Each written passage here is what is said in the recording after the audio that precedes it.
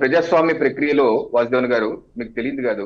ఇప్పుడు మా ప్రభుత్వం వచ్చి ఒక 90 రోజులు దాటిందంటే జస్ట్ 90 కాదు, 90 రేపటికి 100 days. రోజులండి కరెక్ట్గా. జూన్ 12వ తారీఖు మా ముఖ్యమంత్రి గారు ప్రమాణ స్వీకారం చేశారు. ఉమ్. ముఖ్యమంత్రిగా బాధ్యత తీసుకున్నారు. సో ఆ ఈ రోజు లెక్కనైతే ఇంకో సెప్టెంబర్ 10 రోజులు. 13. ఎన్ని రోజులు అయింది సార్ ఇది? ఆ లెక్కనైతే మా ఇంకో 10 ముఖ్యమంత్రి రోజులు. గారిది బాగా ఫైనల్ కదా, అంతేగాని ఉమ్. జూన్ 4 కాదు కదా. ముఖ్యమంత్రి గారు ఇంకా ఆ తర్వాత మంత్రులు ఇంకా తీసుకోలేదు. డిప్యూటీ సీఎం గారు ఎప్పుడు తీసుకున్నారు? ఇంకో 15 రోజుల తర్వాత తీసుకున్నారు ఆయన బాధ్యత. ఆయన ఇంకా ఆ టైం అవుతుంది. సో కరెక్ట్ గా మా ప్రభుత్వం ఇంకా రాలేదు. ఈరోజు అనేకమైన సమస్యలు మా ప్రభుత్వం ఫేస్ చేస్తుంది. అది ఆర్థిక సమస్యలు కావచ్చు, వరదల సమస్యలు కావచ్చు, వేరు వేరు సమస్యలు, అన్ని సమస్యలు ఫేస్ చేస్తున్నాం. కాకపోతే ఇప్పుడు ఏంటంటే గత 5 ఏళ్లుగా వాసుదేవన్ గారు మా పార్టీలు వైసీపీ అధికార పార్టీ ప్రభుత్వం ద్వారా అనేకమైన దమనకాండలకు గురైన నేపథ్యంలో మేమే కాదు, అనేక సామాజిక వర్గ ప్రజలు కావచ్చు, లేకపోతే వివిధ సంఘాలు కావచ్చు గురయ్యారు. సో అందరూ ఒక దమనకాండకి గురైనాక ఎలా ఉందంటే, ఇప్పుడు ఆలాఫేశ్వరం మనం అధికారులకు వచ్చాం కాబట్టి వెంటనే ఏదో చేసేయాలి, మొత్తం ఒకేసారి జరిగిపోవాలి, శిక్ష తప్పగా పడిపోవాలి, చకచకా జైలుకి వెళ్ళిపోవాలి అన్నది. బట్ ఆ ఆవేదనలో ఆ మాత్రం ఉంటే తప్పులేదు, నేనేమాది తప్పట్లేదు.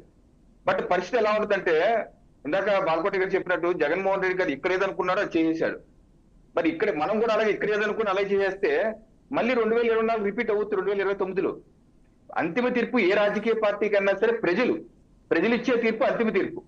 ఇప్పుడు జగన్మోహన్ రెడ్డి గారు ఇక్కడ అనుకుని చేసేశారు, చంద్రబాబు నాయుడు గారిని కూడా జైల్లో పెట్టేశారు. ఏమైంది? ఆయన ఈగో సాటిస్ఫై అయింది. బట్ ఫైనల్ గా ఏమైంది? కనీసం ప్రధాన ప్రతిపక్ష నేత హోదా కూడా దొరకలేదు ఆయనకి. ఏ రాజకీయ పార్టీ కన్నా సరే ముందు ముఖ్య అధికారం ద్వారానే ప్రజలు సేవ చేసేది.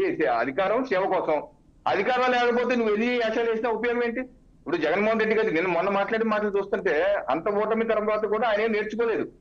ఆయన మాట్లాడిన బూతులు చూస్తుంటే, ఆయన చెప్తున్న అబద్ధాలు చూస్తుంటే, ఒక హింసని ప్రోత్సహించే విధంగా, అవును నేను రాళ్ళు వేశాను, తప్పేటి చేశాను అంటే ఒక హింస ప్రవృత్తిని ప్రోత్సహిస్తాడు స్పష్టంగా. సో ఈ వ్యవహారం చూస్తే, ఏ వ్యవహార శైలిని చూసి ప్రజలు పక్కన పెట్టారో అదే వ్యవహార శైలి ఇంకా పెంచి చూపిస్తున్నాడు. ఈయన 2029 అధికారం రావడం కాదు, 2049 ప్రధాన ప్రతిపక్ష హోదా కూడా రాదు. ఇలా అయితే ఏం మార్చుకోలేదు. సో నేను చెప్పేది ఏంటంటే, గత ప్రభుత్వం చేసిన విధంగానే ఇప్పుడు మా ప్రభుత్వం సత్య చేయదు. ఎందుకంటే గత ప్రభుత్వాన్ని చూసి నేర్చుకోవాల్సింది ఏం లేదు. నేర్చుకోవాల్సింది ఏంటంటే ఏం చేయకూడదు నేర్చుకోవాలి. ఏదైనా సరే సిస్టమేటిక్ గా మన ప్రజాస్వామ్య దేశం, అరబ్ దేశాలలాగా నియంత్రణ దేశాలు కాదు, లేదా చైనా లాగా నియంత్రణ దేశం కాదు. దాని టక్కని తీసుకొచ్చి చేతులు కాళ్ళు ఎరక్కొట్టేటానికి తీసుకొని జైల్లో పెడితే ఏమవుతుందండి? ఒక రాజకీయ నాయకుడికి బెయిల్ కొత్త జైల్లో పెడతారు, 2 రోజులు బెయిల్ తీసుకెళ్ళిపోతారు. శిక్ష పడాలా వద్దా? శిక్ష పడాలి అంటే ఆ నేరాన్ని ఎస్టాబ్లిష్ చెయ్యాలా వద్దా? మన కోర్టులో లాయర్లుగా ఉండి కూడా మనం ఇష్టం మాట్లాడితే ఎలాగా? ఒక సిస్టమ్ ప్రకారం కూడా కేసు ఎస్టాబ్లిష్ చేసి ప్రూవ్ అయ్యి శిక్ష పడితే అప్పుడు బాగా చేసినట్టు. కానీ 52 రోజులు జైల్లో పెట్టేసి సంకలు గుద్దేసుకొని జైల్లో పెట్టేసుకున్నాను, సంకలు గుద్ది ఏమవుతుంది? బెయిల్ తీసుకుంటాం, మళ్ళీ బయటకు వస్తాం. మాకు వస్తాయి అంటే బెయిల్ ఏమన్నా? జగన్మోహన్ రెడ్డి బోర్డు కేసు ఉంది, చంద్రబాబు నాయుడు గారి కేసు ఉంది.